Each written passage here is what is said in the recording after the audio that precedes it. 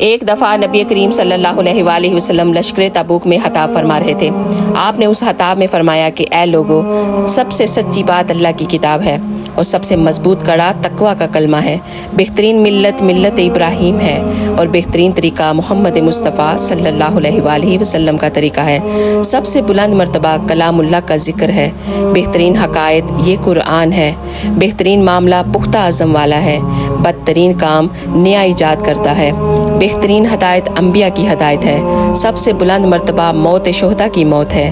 سب سے بڑا اندھا پن ہدایت کے بعد گمراہی ہے۔ بہترین کام وہ جو نفع دے۔ بہترین ہدایت وہ ہے جس پر عمل کیا جائے، اور بدترین اندھا پن دل کا اندھا پن ہوتا ہے۔ سبحان اللہ۔ اللہ تعالی ہم سب کو نیک اور اچھے عمل کرنے کی توفیق عطا فرمائے۔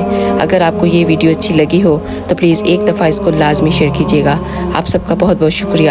جزاک اللہ خیر۔